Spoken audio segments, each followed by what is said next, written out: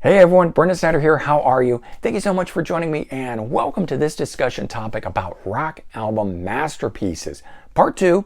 There was a part 1 to this and I'm going to leave a link in the description. You can head over to my channel and check that one out if you want. Get caught up before watching this one or just rewatch it when you're done with this one. But there's a lot of great albums out there, and in my collection alone I've got over 11,000 albums, and really that's just a small fraction of what is available out in the world. Now with all of those albums though, certain ones really do stand head and shoulders above all of the rest, and that's really what this episode is all about here. So join me as I run through 10 such albums as part of Rock Album Masterpieces Part 2. And we're going to get into that here in just a bit, but before we get started, if you're new to my channel and you haven't already hit the subscribe button, please do. Also leave a comment, hit like, all those things help support my channel. I would greatly appreciate it. And of course, as an added bonus, by turning on notifications, you're going to get to stay up to date on really cool discussion topics like this one, Rock Album Masterpieces. So as part of the first episode that we did, part 1 of this, we covered letters A through H. So we are going to pick up now after that and get started with letter J, and we'll run all the way through the end with Z. All right, so kicking things off here, first one up, Journey Frontiers from 1983, 8th studio album. It was actually the last one to feature Ross Valerie, their bassist, until they reunited in 1996. 6 million copies of this one ultimately sold. And I know a lot of you guys would probably go with Escape and maybe one of the other ones and stuff like that. But for me, I love this one. Again, a lot of these albums, the way I'm going to describe them is they're sort of the all killer, no filler. Every track is great, and I love that about these. This one, for me at least, it had a harder edge than, say, Escape did on it. And while I do love that album almost equally, this was my first Journey album. It's the one that I got exposed to. One of my older brothers used to play it, stuff like that. So lots of extra nostalgia tied up in this album for me, but that at least is why it makes my rock masterpiece. Okay, next one. We are going to do Led Zeppelin. Do I have that the right way? No, we had the alternate edition. Physical Graffiti from 1975, their 6th studio album. 16 million copies of this thing sold, although it really equates to 8 million because it's a double album, and so each sale counts as 2, and that's how you get to 16 million on it. But I know a lot of you guys would be screaming right now, why isn't Led Zeppelin 4 in here? That is a true rock masterpiece. Absolutely, there is no bones about it. But for me at least, that one's worn out. So I don't go back to it all that often. But a Led Zeppelin album that I like to return to a lot, Physical Graffiti. I think it's the greatest album they've ever made. In my opinion, I love the variety on it and the fact that the bulk of the songs on here were actually throwaway songs, leftover songs from previous recording sessions that they were able to churn out into this. It boggles my mind, but it really shows the level of what the band was at and capable of and so forth. And again, it's the album I go back to, making it my rock masterpiece at least. Okay, next one up, Steve Miller Band, Book of Dreams, 1977, 10th studio album. What I always found fascinating about this one here is that the songs are recorded at the same time as the previous album from 1976, Fly Like an Eagle. And again, I think a lot of people would select that one, but I just find this album to be the one. It's a little more upbeat, a little bit more poppy. The flow of it, I think, is better than that. So regardless of the huge hit that appears on that previous album, this is the one that I go back to. I love this one. I love the song Jet Airliner that's on here, Swing Town, Jungle Love. It just goes and goes and goes on here. But it's one of those ones that if I pop this one in or I hear one song from it, it makes me want to hear everything else that's on it. And that to me is a sign of a rock masterpiece. That album that you can't just put on and listen to one song. It's sort of like, you know, the next song that's coming up after it. You've already started humming it before the previous song is finished. This is one of those albums, so I have to have it in my collection at least. All right, next one up, Pink Floyd, Animals, 1977, 10th studio album. A lot of you guys would go for Dark Side of the Moon or The Wall. those are albums that are overplayed in my opinion. I probably never need to hear them again, but personally my favorite Pink Floyd album, Animals, really only having 3 songs on it. It does have the 2, the opener and the outro piece that's on here. But this one continued that long form composition style that had started on the previous album, Wish You Were Here, 1975. And I do like that album a lot, but I don't know. This one here has just always clicked with me. From day one, I actually got it on vinyl for $1 back in the early 90s when vinyl wasn't a thing. And I just fell in love with it immediately. The album itself would sell 4 million, so nowhere near the sales of what like Dark Side of the Moon and The Wall had done and so forth. But I love this album, and it's a rock masterpiece to me. Okay, next one up, we've got a more modern era one, although it's 32 years old already at this point, so I don't know how modern it is anymore. Rush, Roll the Bones, 1991, their 14th studio album. It eventually would sell 1 million copies, which actually I thought was pretty amazing for the album itself in 1991 to still achieve that. And I do love Moving Pictures and some of their other really amazing albums that are, again, those are rock masterpieces.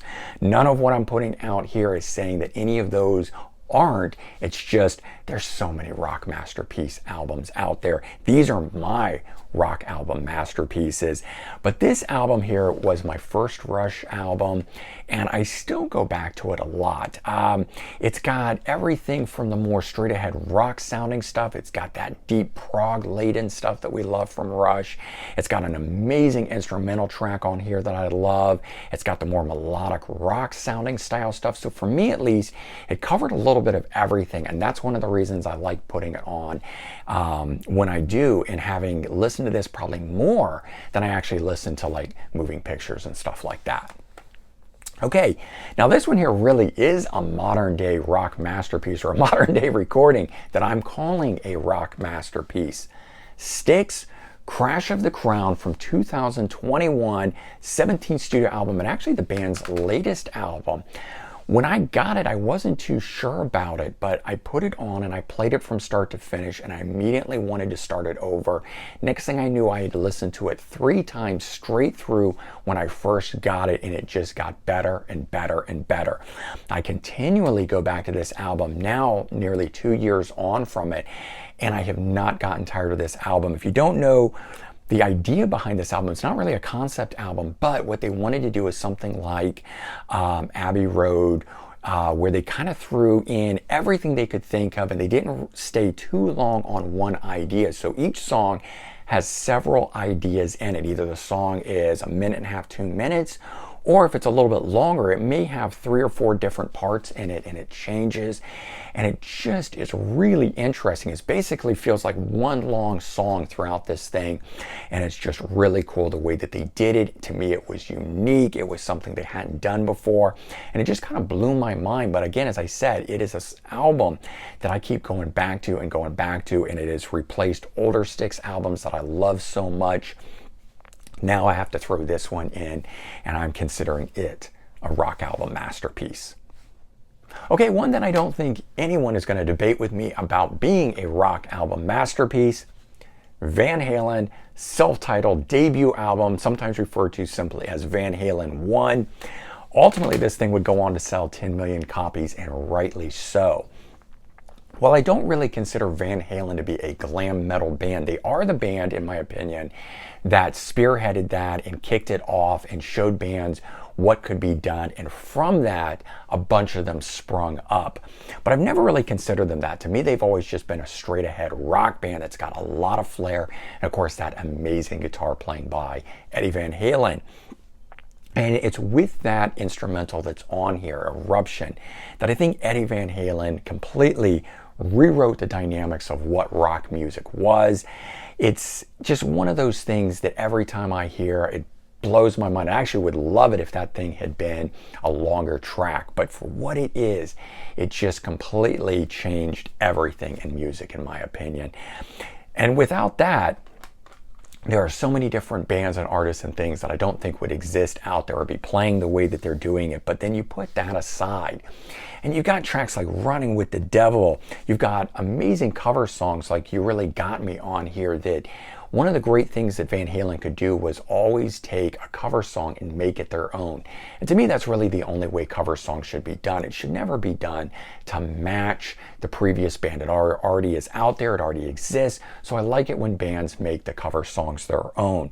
But this also has Janie's Crying, Atomic Punk, Ice Cream Man. I mean, it just goes on and on and on with the great tracks that are on this thing, making it a true rock album masterpiece. All right, next one up, Whitesnake's self-titled release from 1987, sometimes also known as 1987, 7th studio album. It has the amazing John Sykes playing on this one. Even though he didn't go out and tour for this thing, they brought in Vivian Campbell and stuff. This here, you know, having John Sykes on this, coming from Thin Lizzy, from Tigers of Pantang on it, really brought a new dynamic to the band. I mean, he had played on the previous album as well, Slide It In. But this one here just put it over the top, and it really kind of reinvented things that were going on with the power ballad and stuff like that. The album itself, I didn't realize it had sold so many copies, 8 million copies alone just in the US. I mean, I knew it was a big album, a defining album, but it's also one of those albums that, for me at least, bridges you know, traditional classic 70s blues rock with that big bombastic glam metal sound of the 80s. This is an album that does it, that straddles that beautifully. And again, it's just one of those albums I can listen to from start to finish. Got great stuff on it. It's got a couple older songs re-recorded, like Crying in the Rain and Here I Go Again. But then it's also got newer ones on here, like Still of the Night and stuff like that. Okay, next one up. Yes, Fly From Here, Return Trip. The album itself originally came out in 2011, but this one, redone in 2018, is the one that I want to talk about. That is the Return Trip aspect. So we got another modern classic here, in my opinion. It was the 20th studio album when it came out originally, and ultimately, when re-released in 2018 and had some re-recording on it, became a posthumous reunion album of the Drama era lineup, which happens to be my favorite album within the Yes catalog. Drama came out in 1980. It featured Steve Howe, Chris Squire, Trevor Horn, Jeff Downs, and Alan White. Trevor Horn being the singer that had taken over for John Anderson in the group. But when Fly From Here was originally recorded, it had Benoit David on it. And later on in 2018, because Trevor Horn had produced this album, he got in, he remixed it, he modified it, he edited it a bit and stuff, and then he came up with the idea that if you re-recorded the vocals on it with himself singing on it, it would create this Drama era lineup. And he was doing it really as a tribute to Chris Squire, who had recently passed at the time. And so listening to it now as that, and finally getting a second Drama era lineup album, firmly puts this in as a rock album masterpiece for me. All right, and the last one, capping things off with the letter Z, ZZ Top Recycler. No, it is not you know, one of the other ones that you might consider, because they have so many great albums, you know, to you know, have within the catalog, and so many ones that are such bigger selling albums. But we've got you know, this one, 1990, first of all, I got to get that out of there. But 10th studio album, and it did cap that trilogy of albums with Eliminator, Afterburner, then Recycler. All of them having to do with that car, which was, you know, in their music videos and stuff like that. But this one here, you know, has that 80s sound. What I liked about this one here is that when Eliminator came out, and even Afterburner, even more so, that synth sound of the 80s was so over the top with those. Whereas this one here, I felt like found the right balance between the 80s sound and their 70s era sound in it. It was also my first ZZ Top album that was new at the time. I had bought Afterburner, had that one on cassette, listened to it, and then when the brand new album that was dropping at the time, Recycler, came out, I don't know, I fell in love with this one, and to this day I still listen to this thing non-stop. It is a fantastic album, in my opinion. Opening track on here, Concrete and Steel, going into Love Thing and Penthouse Eyes. I don't know what to say, man. I mean, there's just some good stuff. The song My Head's in Mississippi really does have a cool throwback 70s vibe to it. I even like track number 9, Burger Man, which at the time I thought was a little cheesy. No pun intended with it being related to burgers there, but it's a very cool sounding song musically on it. And then you've got the song that was from Back to the Future Part 3, Double Back is in here. So it's just one of those one that kicks off great, has a lot of cool stuff going on in the middle of it, and it wraps up great.